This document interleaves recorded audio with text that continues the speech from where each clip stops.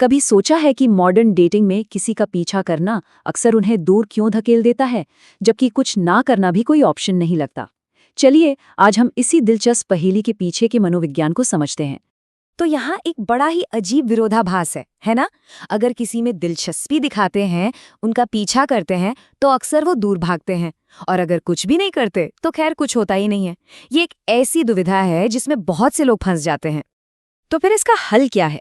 देखिए, असली सवाल ये नहीं है कि पीछा करें या ना करें। असली सवाल है कि पीछा कैसे किया जाए, और यहीं पर चीजें वाकई दिलचस्प हो जाती हैं, क्योंकि इस स्रोत के मुताबिक पीछा करने के दो बिल्कुल अलग तरीके होते हैं। स्रोत बताता है कि पीछा करने के दो प्रकार हैं।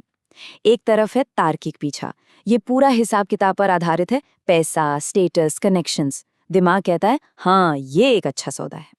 और दूसरी तरफ है भावनात्मक पीछा, जो एक बायोलॉजिकल खिंचाव है, एक गहरी चाहत जिसे आप कंट्रोल नहीं कर सकते। जरा सोचिए कैसा महसूस होगा जब आपको लगे कि आप एक चलते फिरते एटीएम हैं।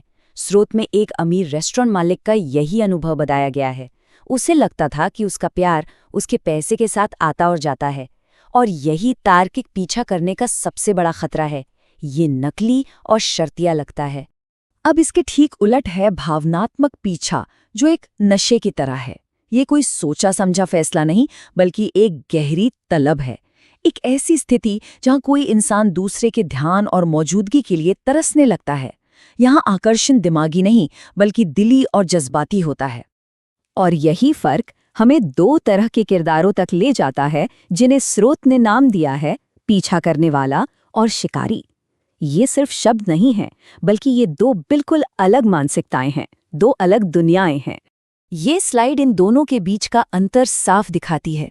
एक तरफ है पीछा करने वाला, जो एक भिखारी की तरह इजाजत और तवज्जो मांगता है, हमेशा मौजूद रहता है। दूसरी तरफ है शिकारी, जो एक राजा की तरफ दिशा दिखाता है और अपनी मौजूदगी को कीमती बनाता है, उसकी एक कमी पैदा करता है। मतलब सारी कहानी बस इस एक बात पर आके टिक जाती है।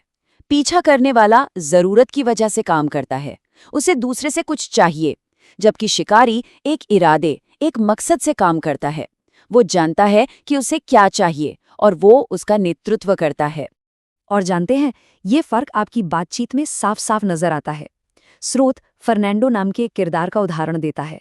पीछा करने वाला पूछता है तुम कब फ्री हो, और सारी पावर दूसरे को दे देता है, जबकि शिकारी कहता है मैं तुम्हें इस हफ्ते कहीं ले जा रहा हूं, बताओ कौन सा दिन ठीक है। ये नेतृत्व है, ये फ्रेम सेट करना है।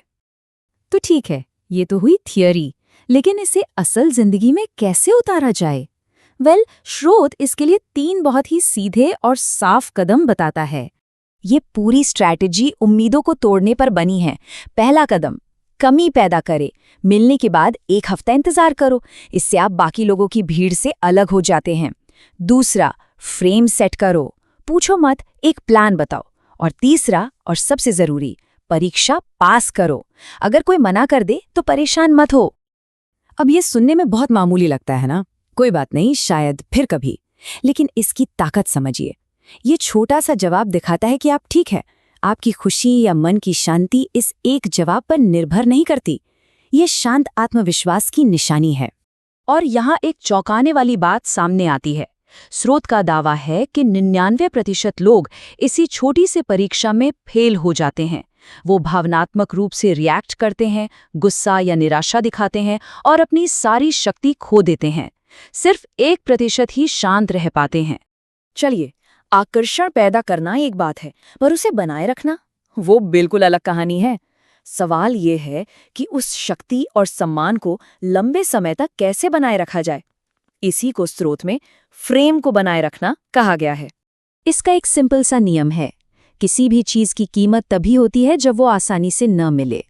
अगर आप हमेशा और हर समय उपलब्ध रहेंगे तो आपकी वैल्यू कम हो जाती है।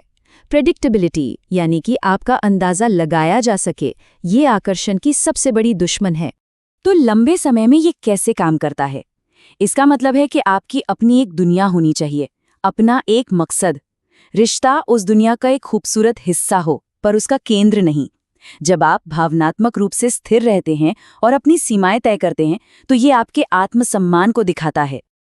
आखिर में ये सारी चीजें एक ही जगह आकर रुकती हैं, और वो है सम्मान।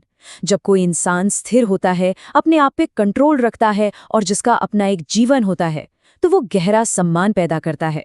और यही वो इंजन है जो आकर्षण को लंबे समय तक जिंदा रखता है।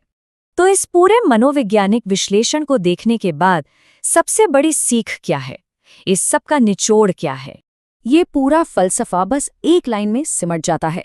हताशा पर दिशा को चुनना, दूसरों से मान्यता मांगने के बजाय अपने अंदर एक मजबूत मकसद खोजना, हताश होकर पीछा करने की जगह अपने जीवन को एक दिशा देना। और इस स्रोत के अनुसार यही वो गुण है जो असल में सबसे ज्यादा आकर्षक है,